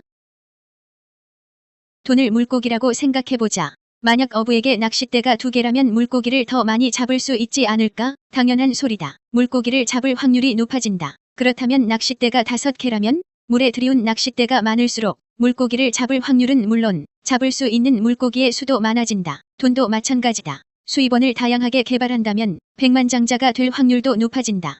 한 가지 일에만 몰두해 백만장자의 반열에 오른 사람이 1명이라면 다양한 수입원을 확보해 경제적 자유를 얻은 백만장자는 12명쯤 된다고 보면 된다. 자동으로 돈이 들어오는 시스템을 만들어라. 파커스 안메킹 패시브 인컴. 여러 개의 수입원을 확보하는 비결은 바로 수동적 소득 패시브 인컴을 발생시키는 것이다. 여기서 수동적이란 일을 할 필요가 없다는 뜻이 아니다. 관리와 운영의 시간과 수고를 최대한 적게 들인다는 의미다. 백만장자는 자신이 직접 운영하는 것보다 사업을 더 잘 운영해줄 팀을 꾸리는 데 타고난 감각이 있다. 대부분의 사람들이 수입원을 다양하게 늘리지 못하는 이유는 뭐든지 자신이 직접 해야 한다는 생각 때문이다. 모든 것을 자신의 손으로 해야 한다는 생각이 경제적 성장을 가로막는 가장 큰 걸림돌이다.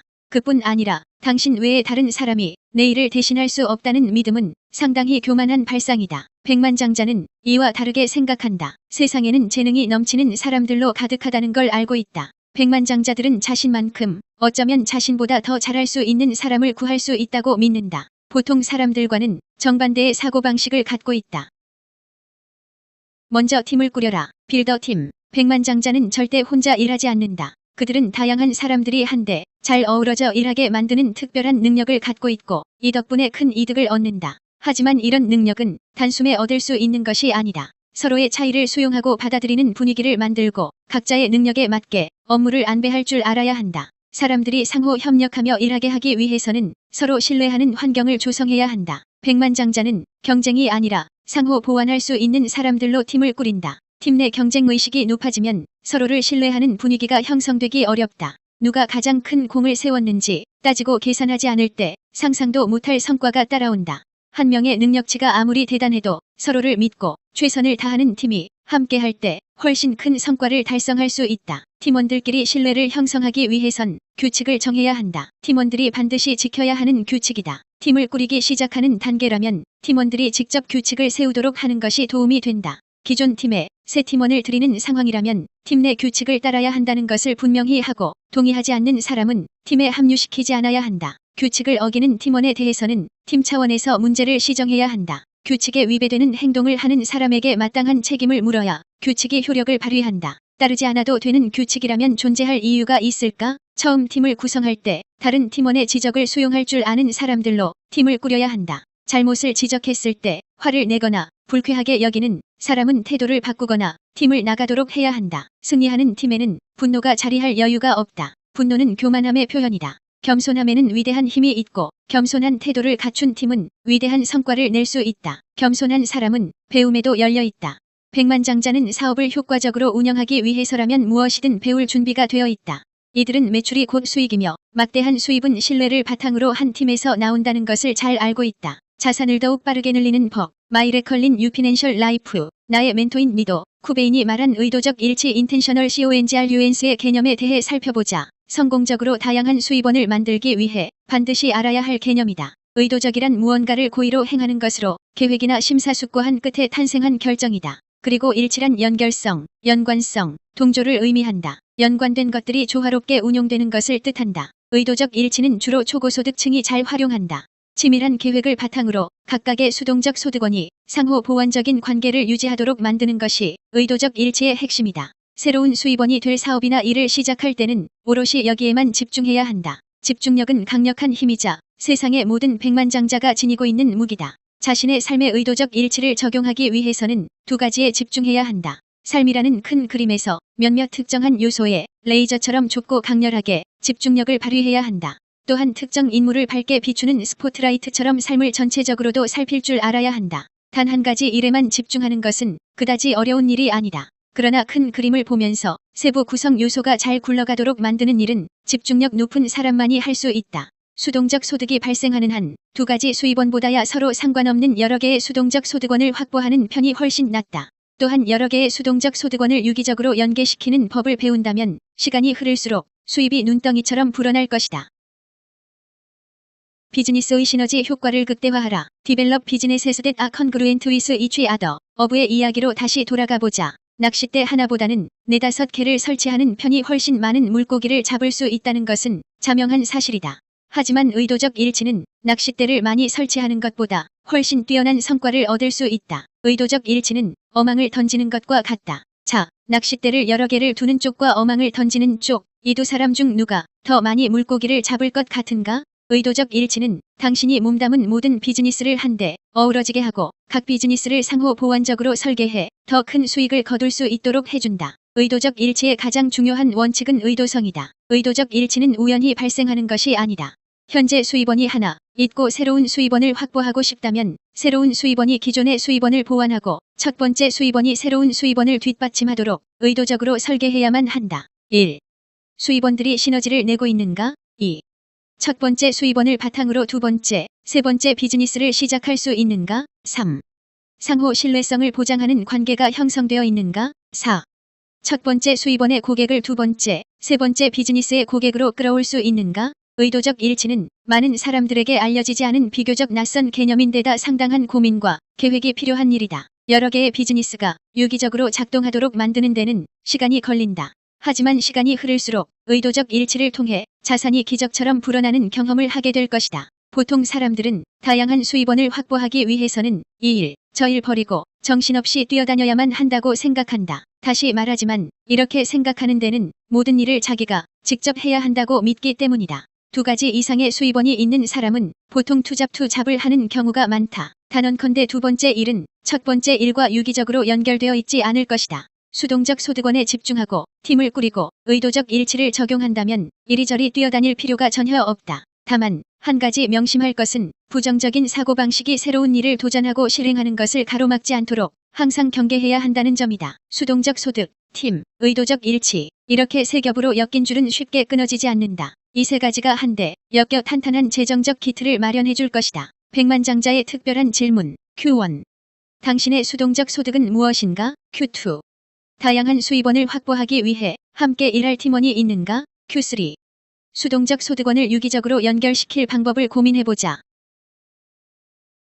열심히가 아니라 영리하게 일하라라는 말을 들어본 적이 있을 것이다. 순자산에 집중하는 것이야말로 영리하게 일하는 것이다. 월급을 받기 위해 일하는 것은 열심히 일하는 것에 가깝다. 백만장자가 경제적 자유를 얻은 이유는 순자산을 마련하기 위해서 열심히 노력했기 때문이다. 어느 수준까지 자산을 쌓은 후에는 언제든 하고 싶은 일을 할 자유를 누릴 수 있다. 보통 사람들은 매일 반복되는 삶에 갇혀 산다. 아침에 일어나 출근하고 각종 고지서를 처리하고 눈을 뜨면 또 출근하고 백만장자는 다르다. 아침에 눈을 떠 자신이 하고 싶은 일을 하고 가족과 시간을 보내고 자신이 지지하는 단체나 그룹에 기부하고 멋진 곳으로 여행을 떠나고 자산을 늘릴 수 있는 투자처를 끊임없이 찾는다.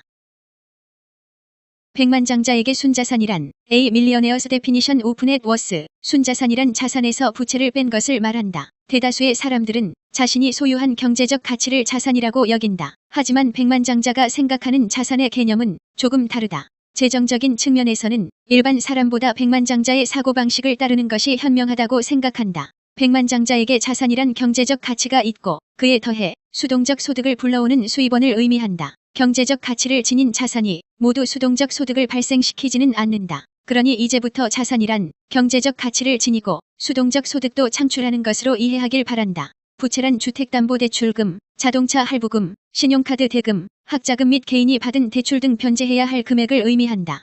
자신이 소유하고 있는 재산 가운데 경제적 가치가 있으면서 수동적 소득도 창출하는 자산에서 부채를 빼야 한다. 그것이 바로 순자산이다. 백만장자의 관점에서 수동적 소득을 발생시키지 않는 순자산은 아무런 의미가 없다. 백만장자는 순자산을 높이는데, 즉 수동적 소득을 늘리는 데 집중한다. 월급을 받기 위해 열심히 일하는 것이 위험하고 그다지 현명하지 않다고 말하는 데는 두 가지 이유가 있다. 첫째, 월급이 늘어나면 내야 할 세금도 늘어난다. 둘째, 월급이 높아질수록 타인의 손에 자신의 삶을 맡기는 비중도 커진다. 백만장자는 자신의 재정 상황을 직접 통제한다. 보통 사람들은 자신의 재정을 타인의 손에 맡긴다. 월급을 받으며 일할 때 세금을 얼마나 내야 하는지 정하는 것은 정부다. 백만장자는 언제 얼마의 세금을 낼지 직접 결정할 수 있다. 직장인은 회사에 언제 정리해고의 바람이 불지 예측할 수 없다. 당신이 다음 달에도 회사에 다니게 될지는 전적으로 고용주에게 달렸다. 경제력이 타인의 의중에 달려있는 만큼 한순간에 소득이 끊길 위험에 항시 노출되어 있다. 친구 2명은 항공사 소속 조종사로 일하고 있다.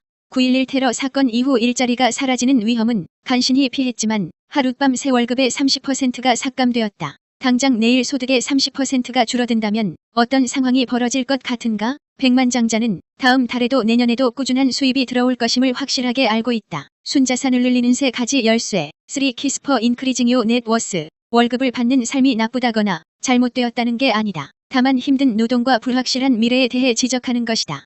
오늘날 백만장자로 불리는 수많은 사람들 역시 과거에는 월급을 받으며 생활한 적이 있을 것이다. 그들은 어떻게 경제적 자유를 얻었을까? 월급을 자산으로 바꾸었기 때문이다. 백만장자라면 누구나 열심히 일하는 시기를 거쳤다. 이들은 자산을 확보하기 위해 열심히 일했다. 수동적 소득을 발생시키는 자산을 구축하는 것은 결코 쉽지 않는 일이다. 오랜 시간 공부하며 새로운 지식을 충분히 쌓아야 하기 때문이다. 백만장자는 그저 열심히 일할 뿐 아니라 소득을 창출할 자산을 구축하는 방법을 찾기 위해 열심히 공부했다. 수동적 소득이 발생하는 자산으로 순자산을 늘리는 것은 일종의 기술이고 어떤 기술이든 능숙해지는 데는 시간이 걸린다. 순자산을 늘리려면 인내심, 지식, 지혜가 필요하다. 인내심을 가지고 경제와 자산에 대한 공부를 하며 지혜롭게 사고해야 한다. 지혜는 지식을 적용하는 능력이다. 수동적 소득과 순자산을 늘리는 법을 알고 있는 사람은 많지만 실제로 활용하는 이들은 많지 않다. 백만장자는 자신이 얻은 지식을 곧바로 활용한다. 또한 지식의 폭을 더욱 넓혀나간다. 보통 사람들은 있는지조차 모르는 지식과 투자 정보를 백만장자는 알고 있다. 수많은 백만장자가 수동적 소득을 얻기 위해 어디에 어떻게 투자했는지는 이 책의 주제와 거리가 있기 때문에 백만장자들이 어떻게 자산을 늘리기 시작했는지 대표적인 몇 가지 방법만 다뤄보도록 하겠다. 소규모 비즈니스를 시작하라. 스타터 스몰 비즈니스. 나는 누구나 작은 사업체 하나는 운영해야 한다고 생각한다. 지금 다니는 직장을 당장 그만두고 사업에 뛰어들라는 뜻이 아니다. 현재 하는 일을 유지하면서 파트타임으로나마 비즈니스를 시작해보라는 것이다. 한 가지 방법은 네트워크 마케팅이다. 자신만의 비즈니스를 하기에는 직접 판매 혹은 네트워크 세일즈가 좋은 시작점이 될 수 있다. 위험성이 낮은 반면 큰 보상을 기대할 수 있는 사업 분야다. 게다가 검증된 시스템이 갖춰져 있어 소속 사업자에게 꾸준히 지원해줄 수 있다. 1인 사업이지만 오롯이 혼자 싸워서 버텨야 하는 구조가 아니다. 네트워크 마케팅 일을 고려하고 있다면 다음 세 가지 사항을 명심하길 바란다. 1. 자신이 판매할 상품과 서비스에 대한 믿음이 있어야 한다. 2. 앞으로 만나게 될 고객을 편하게 대할 준비가 되어 있어야 한다. 3. 어떤 식으로든 자선 활동을 하는 기업을 선택하는 것이 좋다. 위의 세 가지 조건에 모두 부합한다면 성공적인 파트타임 비즈니스를 시작할 준비를 모두 마쳤다고 여겨도 좋다. 파트타임으로 네트워크 마케팅을 시작하거나 1인 사업을 시작할 때는 현재 하고 있는 본업보다 더 큰 돈을 벌겠다는 목표를 세워야 한다. 이 목표를 달성하면 월급 때문에 일하는 것이 아니라 정말 하고 싶어서 일하는 자유를 얻을 수 있다. 생각만 해도 근사하지 않은가? 사업을 시작할 때는 생활비를 기존과 비슷한 수준으로 유지해 사업으로 벌어들이는 돈은 오롯이 모아 추후 자산을 확보하는 데 투자하겠다는 생각으로 임해야 한다. 들어오는 돈이 많아지면 나가는 돈도 많아지기 마련이다. 나 또한 몇 년이나 그랬다. 가외돈을 벌 때마다 좋은 차를 사거나 큰 집으로 이사하거나 하와이로 휴가를 떠났다. 내 경험에 비추어 말하건대 생활비 일체를 감당할 수 있을 만큼 수동적 소득을 발생시키는 자산을 구축하기 전까지는 월 지출을 비슷한 수준으로 유지하는 것이 현명하다. 백만장자에게는 한 가지 놀라운 지혜가 있다. 보통 사람들은 수입을 빚을 갚는 데 쓰지만 백만장자는 수입을 자산에 투자한다. 수동적 소득을 창출하는 자산에 투자하는 것이 바로 부를 축적하는 방법이다. 자신의 사업체를 운영하는 가장 큰 장점으로 세금 혜택을 꼽을 수 있다. 사업자는 월급쟁이와 달리 세금을 줄이는 방법을 다양하게 활용할 수 있다.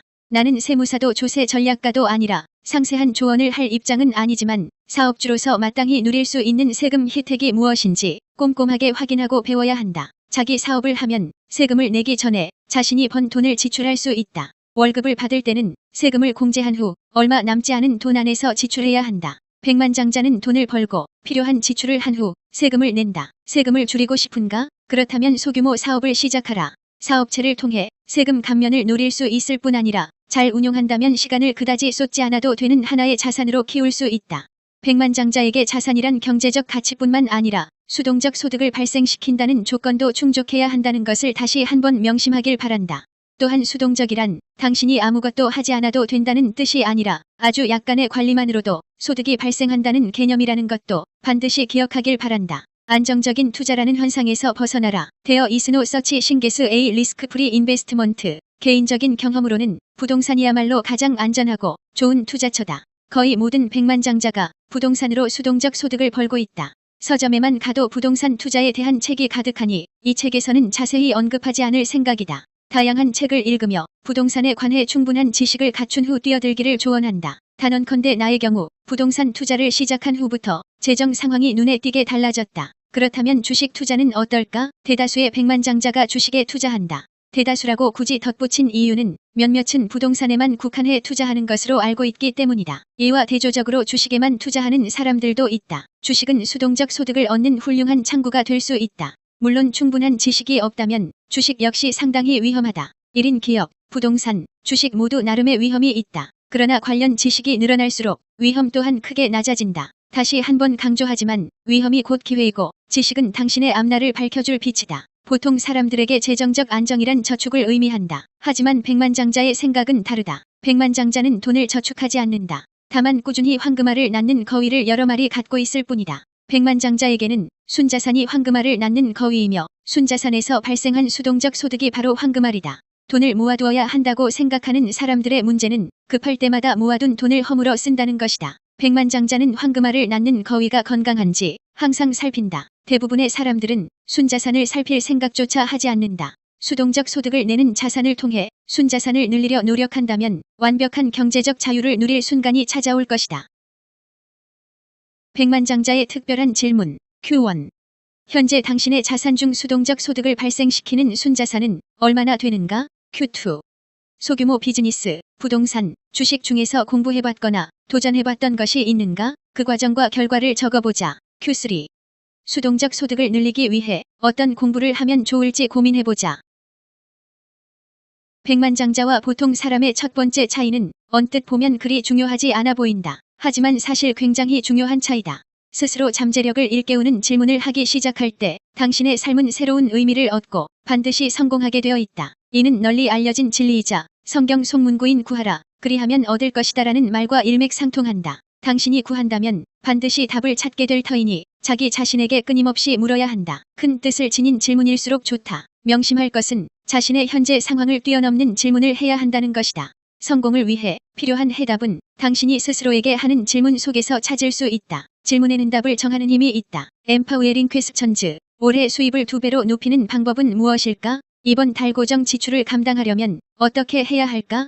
이 중 어느 쪽이 당신의 잠재력을 더욱 확장시키는 질문인 것 같은가? 두 질문이 어떻게 다른지 알겠는가? 사실 소소한 질문이든 큰 목표를 겨냥한 질문이든 그에 대한 답을 생각하는 데 드는 에너지는 비슷하다. 그러므로 당신의 사고를 넓힐 수 있는 질문을 떠올려야 한다. 어떤 질문이든 당신이 스스로에게 묻기만 한다면 답은 찾을 수 있기 때문이다. 다른 예를 들어보겠다. 내가 좋아하는 일을 하며 연수입 100만 달러를 벌 수 있는 방법은 무엇일까? 어떻게 해야 연봉을 높일 수 있을까? 지금 내 삶이 내게 어떤 교훈을 가르쳐 주려는 걸까? 왜 내게는 매번 나쁜 일만 생기는 걸까? 배우자와 더욱 깊은 관계를 만들려면 어떻게 해야 할까? 결혼 생활은 왜 이렇게 힘들까? 아이들에게 나의 사랑을 어떻게 전할 수 있을까? 왜 아이들은 내게 고마워하지 않는 거지? 건강을 유지하기 위해 어떤 운동을 할까? 다이어트는 왜 이렇게 힘든 걸까? 최소 25%의 투자 수익률을 얻기 위해선 누구에게 물어봐야 할까? 돈을 모으는 게 왜 이렇게 어려울까? 마음의 평안을 얻기 위해선 어떻게 해야 할까? 왜 이렇게 매일 스트레스를 받는 거지? 자, 이제 이해가 되는가? 바로 이런 차이다. 잠재력을 키우는 질문은 내가 무엇을 할 수 있는가를 묻는 것이고, 잠재력을 꺾는 질문은 내가 무엇을 할 수 없는가에 집중한 것이다. 또한 어떤 일에 대해 왜 이렇게 어렵고 힘든지 자문하는 것도 잠재력을 저해하는 질문이다.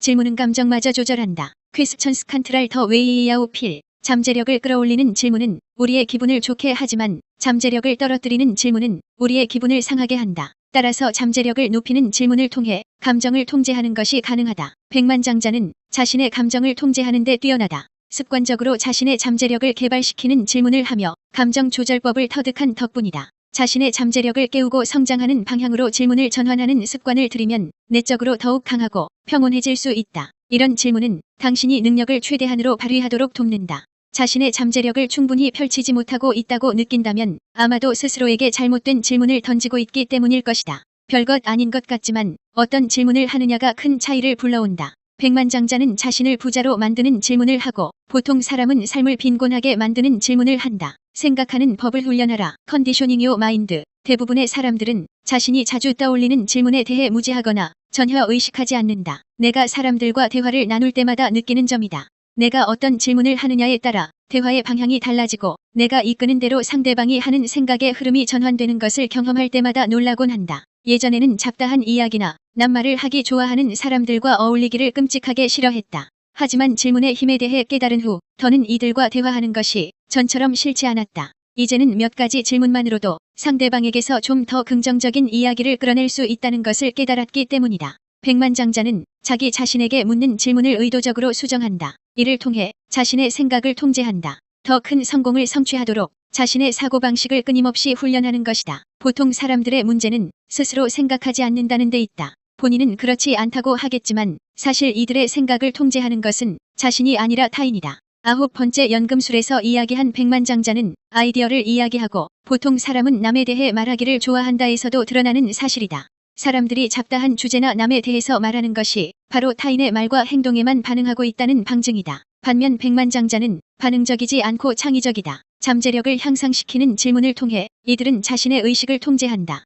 잠재력을 자극하고 개발하는 질문을 스스로에게 던지는 것, 이것이야말로 성공을 불러오는 태도를 갖추는데 가장 효과적인 방법이다. 누구나 자신만의 고착화된 사고방식이 있다. 하지만 백만장자는 의식적으로 자신의 사고방식을 단련한다. 자기 자신에게 던지는 질문을 달리한다면 스스로 생각하는 법을 깨우칠 수 있다. 성공하고 싶다면 자기 자신에게 하고 있는 질문을 면밀히 살피고 의식적으로 수정해야 한다.